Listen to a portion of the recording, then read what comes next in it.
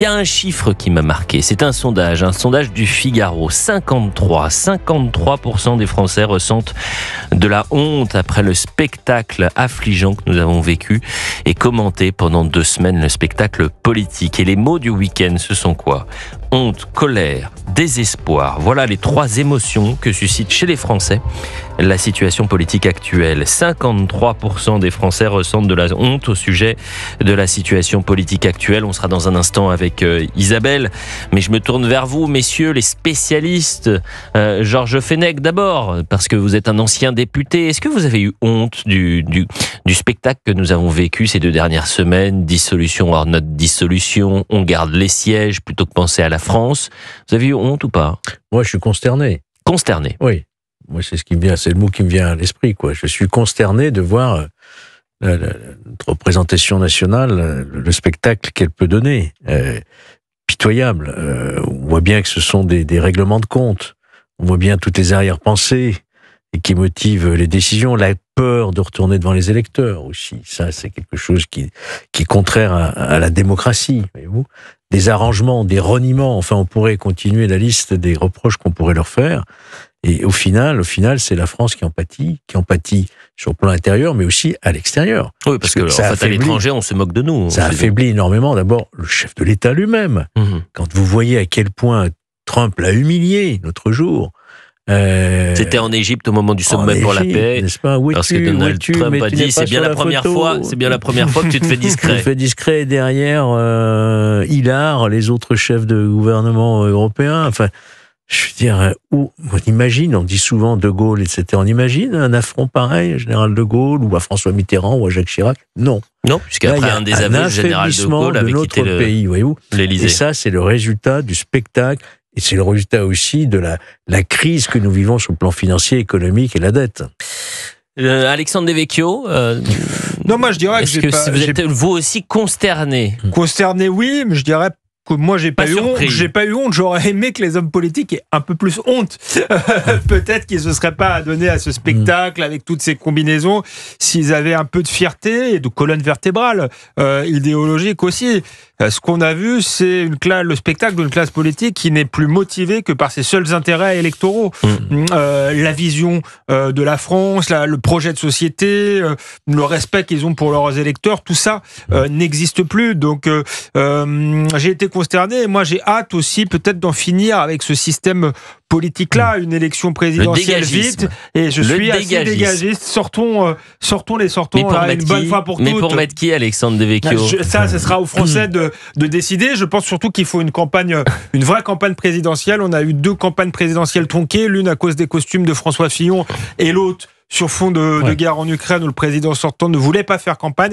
Là, il est temps d'avoir une vraie campagne présidentielle, je pense, avec des vrais arguments et qu'on parle enfin des sujets de fond. Bon, mais c'est intéressant, c'était en double page du Figaro ce matin, et c'est vrai que finalement, ça traduit ce qui se passe depuis 2 semaines. Pourquoi je dis ça ? Parce que les Français sont passionnés évidemment par la politique.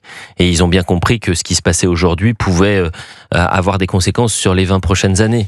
Les 2 années qui viennent auront des conséquences sur les 20 prochaines années.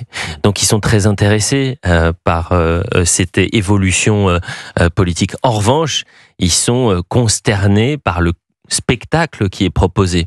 Et c'est la honte qui arrive en premier plan. Chère Isabelle, bonjour. Bonjour Elliot, bonjour à tout le monde. Je suis ravie de vous avoir au téléphone. Et le plaisir est partagé, Isabelle. Vous êtes niçoise ? Oui, voilà. Oui, on s'était eu déjà au téléphone une fois. La plus belle région du monde, après Paris bien sûr. C'est vrai, c'est vrai. On a la plus belle ville du monde. Après Paris. Bon alors, on est. Je suis pas sûre. Non, mais évidemment, je vous taquine un peu, bien sûr. Ouais. Je plaisante aussi. Oui, alors concerné, c'est vrai, la honte aussi, mais c'est surtout que les électeurs de droite dont je fais partie, j'ai pris pour la première fois ma carte à l'UMP parce que Nicolas Sarkozy avait du charisme, avait un programme, c'était un leader. Donc pour une fois, je me suis investie. J'avoue que là, mais je suis dégoûtée de tous.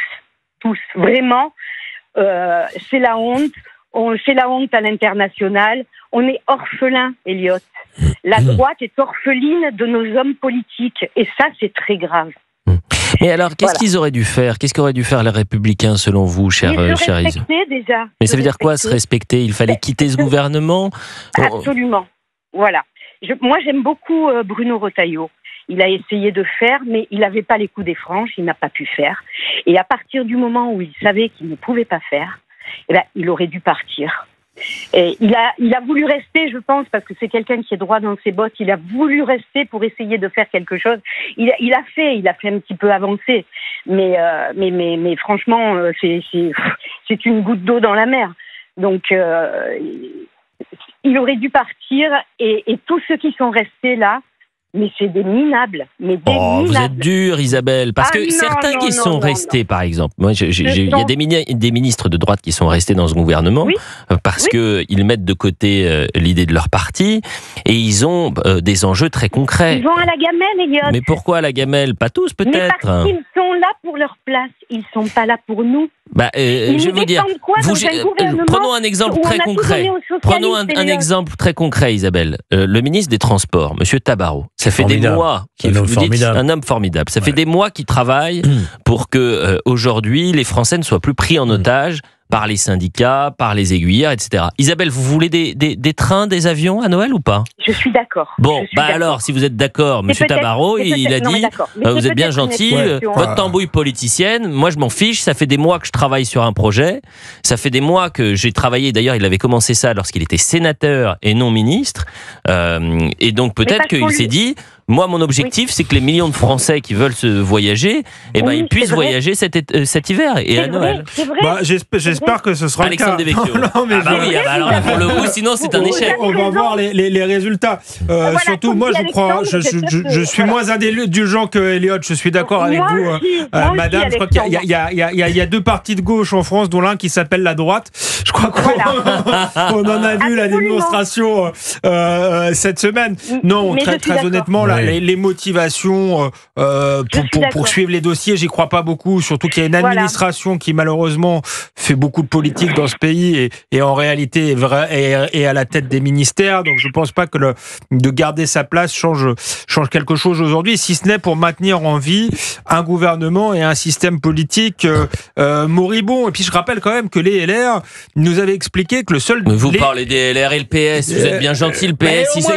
Le PS ont obtenu la réforme des retraites. 1,75% à la présidentielle, ils sont partout. C'est eux qui commandent maintenant. Ils sont partout, mais au moins ils sont en cohérence avec leurs idées. Et ce qu'on peut reprocher à LR, c'est qu'ils nous ont quand même expliqué que la réforme des retraites était la mère de toutes les réformes et qu'ils ne pouvaient surtout pas s'unir avec le Rassemblement national parce que c'était un parti qui n'était pas sérieux sur le plan économique. Sur ce, qu'est-ce qu'il faut? Ils soutiennent un gouvernement qui est avec le PS, qui va suspendre la réforme des retraites et qui va agonir d'impôts les Français. Vous voulez Madame Tondelier au ministère des Transports? Vous voulez Madame Tondelier? Vous voulez prendre le train ou la trottinette? Vous voulez prendre l'avion ou la trottinette à Noël? Aujourd'hui, Elliot a décidé de se prendre pour Emmanuel Macron, de nous faire du chantage. Il y aurait eu une dissolution s'ils n'avaient pas soutenu ce gouvernement et on serait revenu devant les urnes. Ça s'appelle la démocratie. Mais c'est un plaisir de vous avoir. Vous restez avec nous, Isabelle, parce que l'échange est passionnant. Georges Fenech. Oui, moi je dois quand même apporter un peu de contradiction à notre ami Alexandre. Il y a une confusion qui s'est installée, que je comprends d'ailleurs, dans l'esprit des Républicains et des Français, qui donne le sentiment, par le fait de ne pas avoir voté la motion de censure, d'approuver ce budget. Non, attention, ça a été dit et expliqué d'ailleurs par Laurent Wauquiez, qui a besoin un peu qu'on le défende quelque part tout de même. Il n'a jamais approuvé cette suspension de la réforme des retraites. En ne votant pas la censure, il n'a pas voulu rajouter à la crise. Ça a été chiffré. Cet argument je vous dis, et on va aller voir se battre. Mais il y a un an et demi, il expliquait qu'il, après sa défaite à la présidence des LR, il prend la parole et il dit: je sais à quel point les divisions ont détruit notre parti, il faut se soutenir. Il y a désormais un chef, il s'appelle Bruno Retailleau, alors qu'on a bien compris, c'était une guerre des chefs. C'était une guerre entre deux chefs, Bruno Retailleau et c'est ce que vous pensez. Laurent Wauquiez. Isabelle. Alors, Laurent Wauquiez, parlons-en. Laurent Wauquiez, il voulait être ministre du gouvernement Barnier. Barnier ne l'a pas voulu parce qu'il n'est pas fiable. C'est ce qu'il a dit. il n'a pas confiance en lui, et on l'a vu. Bravo, bravo Barnier. Moi, Barnier, c'est pas ma tasse de thé, mais là, il l'a pas pris parce qu'il avait raison, et il nous a trahis là. Voilà. Mais moi, je vais pas sur. D'ailleurs, je vais pas sur les chefs parce qu'on a bien compris qu'aujourd'hui, vous avez entièrement raison de revenir sur. Bah voilà, c'est ça. Il y a plus de chef. Avant, il y avait un chef. Il s'appelait Nicolas Sarkozy. Quand il disait quelque chose, boum, ils avaient le doigt sur la couture du pantalon. Il a suivi ses députés, Wauquiez, pour le coup. Donc ça, c'est très simple et vous avez entièrement raison. Mais vous avez. J'essaye de trouver une explication rationnelle dans cette séquence irrationnelle et je me dis que peut-être que certains ministres, c'est pas forcément leur siège qui les intéresse, mais que c'est des enjeux concrets pour les Français. Par exemple, je prenais l'exemple des transports, mais ça pourrait être aussi l'exemple de l'agriculture. Il s'agit des députés. En réalité, ce sont les députés LR les députés, ils ont eu de mettre à zéro. Ils ont eu peur de perdre leur siège. Mais je vais vous dire, ils vont le perdre dans quelques mois quand il y aura la dissolution, ou même dans 1 an et demi quand il y aura des prochaines élections. Il valait mieux affronter le peuple, et ça témoigne d'un manque de confiance en soi terrible, d'un manque de conviction, d'un manque de capacité à convaincre les Français. Je crois que Georges Fenech essaie d'aider un peu son ancienne famille politique, mais ils connaissent aussi bien que moi les rapports de force. Aujourd'hui, non, je suis pas d'accord. Cette Assemblée nationale est otage du Parti socialiste, puisque Marine Le Pen a dit qu'elle censurerait quoi qu'il arrive. C'est le Parti socialiste qui a le doigt sur la gâchette. Si le Parti socialiste censure, il y a plus de gouvernement. Dans un instant. En réalité, on en est là, et c'est le Parti socialiste qui va dicter l'agenda politique pour les prochains mois. Et vous n'allez pas dicter la pub sur Europe 1, Alexandre Devecchio. Merci, chère Isabelle. Merci Elliot. On aimerait bien être à Nice ce week-end quand même, sur la promenade des Anglais. Il fait beau ? Je vous attends. Il fait beau ou pas ? Très beau, ouais. C'est un petit peu gris, mais ça va se lever. C'est toujours beau chez nous. Mais attendez, si vous nous attendez, vous nous préparez quoi par exemple à midi ? Une piste saladière ? À midi, exactement. Des barbes de joint ? Une piste saladière avec la recette de ma grand-mère. Avec anchois alors, si c'est la recette de votre grand-mère. Avec anchois. Attendez, sans anchois, c'est plus une piste saladière. On est niçois ou on l'est pas. Bon, écoutez, Issa Nissa. Merci beaucoup, chère Isabelle. On sera dans un instant avec Thierry, parce qu'il y a dans le sondage du Figaro un autre chiffre qui m'a intéressé. Vous avez 75% des citoyens français qui ont une perception négative de la France insoumise. 3 Français sur 4.